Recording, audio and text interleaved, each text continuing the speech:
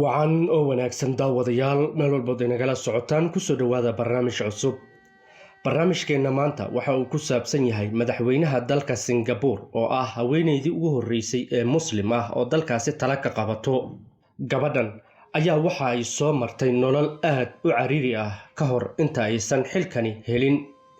sidoo kale waxa ay ku soo kortay nolol aad u liidato oo weliba ahayd midda ugu hooseysa ee dadka waddankaasi ay ku noolaayeen. adduunka hadda aynu joogno aabbaha waa har weyn oo aad ka dugaashato cadowga oo idil. marka uu dhinto waxaa ku soo weeraraya dhammaan cadowgii kaaga cabsan jiray isagu markuu noolaa. adeeradu inta badan waxa ay noqdaan kuwa aanan ku arxamin oo weliba ku tartama sidii ay ku xaqiri lahaayeen xuquuqdaada. dhanka kale hooyadu markuu aabbaha dhinto waxaa ku soo furfurma dhammaan howlihii uu aabbaha qaban jiray. balse waxa aan ka sheekaynayno waxaa fahmi kara qofkii marxaladahaasi aynu ka soo hadlayno ee agoonnimada ah ku soo koro sida gabadhan oo kale. inkastoo Soomaalidu ay tiraahdo geerida aabbaha 2 jir ka ahaw ama 20 jir ka ahaw, taasi oo loola jeedo in uu aabbaha dhinto adiga oo 2 sano jira oo aanan waxba kala garanaynin waxa uu ku qaban lahaa iyo waxa uusan ku qaban lahayn, ama in uu aabbaha dhinto adiga oo 20 jir ah oo isku filan. labada dhinacba midku uu aabbaha dhintaba waa walwal iyo walaac garab la'aan ku soo wajahday cadowga inta badanna ay kugu soo beegsanayaan garab la'aantaasi. maanta waxaynu idinla wadaagaynaa waa qiso aad u xanuun badan kuna dhammaan doonto guul iyo weliba raynrayn u soo hoyatay gabar yar oo aabbaheed uu dhintay iyadoo oo markaasi aan waxba kala garanaynin. waa gabar aabbaheed uu ka soo haajiray dalka Hindiya si uu nolol ugu samaysto dalka Singapore, balse geeriyooday isaga oo aanan wax hanti ah ka samaynin dalkaasi. gabadhan aabbaheed waxa uu dhintay iyada oo 8 jir ah. waxay ku soo kortay nolol aad u liidata oo weliba ka hooseysa midda jiilka da'deeda ah ee xilligaas, kuna qasabtay inay tunka u ridato xilkii uu baneeyay aabbaheed iyada oo bilowday inay gidaarada ku iibiso cunno bisil. nolol aanan garab lahayn, adeer aanan garab ku siinaynin korinta carruurta iyada ka yar, oo weliba taa waxaa ka sii daran beerihii aabbaheed uu kaga dhintay oo ku yaalay dalka Hindiya waxaa iibsaday oo kala qaybsaday xigtadii iyada u soo xigtay ee aabbaheed la dhashay. waxay dhexda u xiratay isku wadka waxbarasho, calool maran iyo shaqo aynan carruurta da'deeda ah qaban karin. qofka aynu ka hadlaynaa waa Xaliima Yacquub, haweeneydii ugu horreysay ee muslim ah oo dalka Singapore ka noqota madaxweyne, weliba iyadoo ka soo jeeda muslimiinta laga tiro badan yahay ee dalkaasi ku nool, ilaa maantana xukunka waddankaasi gacanta ku hayso. soo dhowow daawade, haddii aad ka heshay muuqaalka fadlan like garey si ay dhiirigelin inoogu noqoto. sidoo kale haynaga iloobin inaad sheer garayso muuqaalka si uu u sii gaaro asxaab badan oo adiga kugu xiran. waad ku mahadsan tahay daawashadaada. Xaliima waxay ku dhalatay waddanka Singapore sanadii 1954.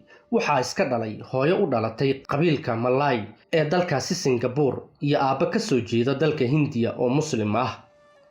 aabbaheed Yacquub oo ahaa nin waaridiye ah waxa uu dhintay wadna xanuun, waxa uuna ifka kaga tagay Xaliimo iyo 4 carruur ah oo iyada ka yar. Xaliimo waxa ay soo aragtay nolosha wejiyadeeda faraha badan iyo duruufta waayuhu uu bado qofka agoonka ah ee ka soo jeeda qoys sabool ah. Xaliimo waxaa sidoo kale caqabad ku ahaa jinsiga, waayo aad ayay u adag tahay qof dumar ah oo weliba da'yar inay u dulqaadato dhammaan caqabadahaasi soo wajahayo.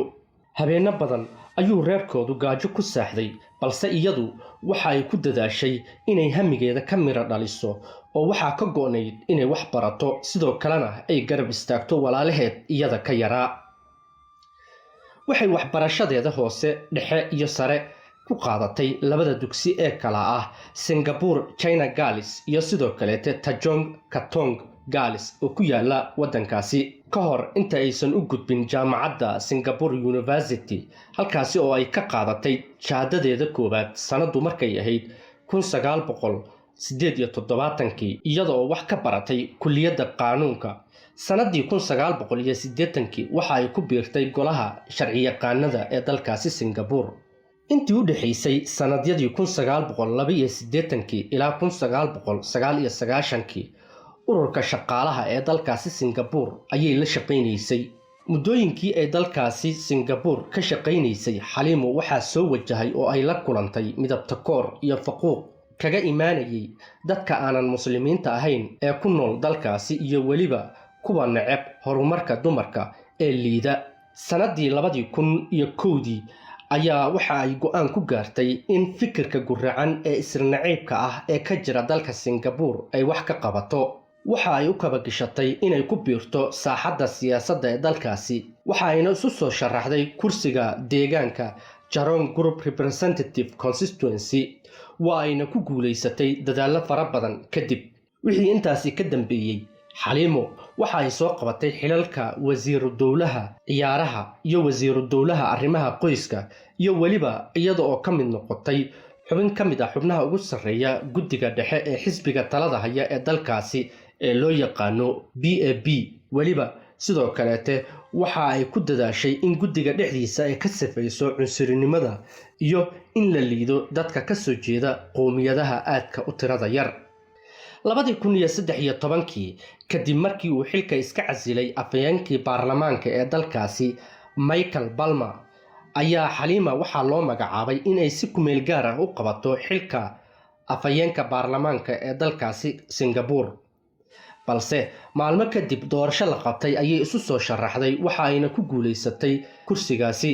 sidaasna waxa ay ku noqotay haweeneydii ugu horeysay ee gudoomiye ka noqota baarlamaanka Singapore taariikhda inta la og yahay. 4 sano kadib, Xaliimo waxa ay iska casishay xilkii gudoomiyaha baarlamaanka iyada oo ku dhawaaqday inay ka qayb galayso tartanka madaxtinimada doorashadii 2017. balse arrintaasi waxaa gaashaanka u daruuray qolyihii ka soo horjeeday oo ku andacooday inaysan awood u lahayn inay maamusho dalkaasi Singapore, weliba iyadoo ka soo jeeda dadka laga tirada badan yahay ee Hindida ah. ololo dheer kadib, Xaliima waxaa xilkii madaxtinimada uga tanaasulay dhammaan musharaxiintii iyada la tartamayay, waxa ayna ku guulaysatay doorasho aanan lagula tartamin, oo sidaas ayay xilkii madaxtinimada ee dalka Singapore ku hanatay. haddaba waxa aad ogaataa tirada dadka ku nool Singapore oo ah 5.7 milyan ayay muslimiintu ka yihiin 14%. qofka loo doortay madaxtinimadana waa Xaliima Yacquub. taasi waxa ay ku tusaysaa haddii habluhu ay aad u dadaalaan kaalinta ay ka soo muuqan karaan, weliba iyaga oo laga tiro badan yahay marka loo eego dhanka ragga iyo sidoo kaleete bay'adda markaasi ay ku nool yihiin. madaxweynaha Singapore Xaliima Yacquub maanta waxa ay kaalin weyn ku leedahay dabargoynta gaajada iyo faqriga ee dalkaasi Singapore. waxa ay damaanad qaaday waxbarashada caruur fara badan oo aanan haysan wax ay wax ku bartaan. taana waxa ay tusaale u tahay in qofku markuu rafaad soo maro uu dareemi karo dhibaatada qofka kale uu marayo. Xaliimo maanta waxa ay leedahay hay-ado caawiya dadka masaakiinta ah, sidoo kalena waxa ay ku dadaashaa in fuquuqa iyo isirnaciibka ka jira dalka Singapore la dabargooyo. daawadayaal, intaa waxaynu ku soo koobaynaa barnaamijkii aynu uga hadlaynay Xaliima Yacquub oo ah haweeneydii ugu horeysay ee muslim ah ee talada dalkaasi Singapore gacanta ku dhigta. tani intaynu ku kulmayno barnaamijkan kiisa kale, waa anigoo Axmed Maxamed ah oo inkaga tagaya. wassalaamu calaykum waraxmatullaahi wabarakaatuh.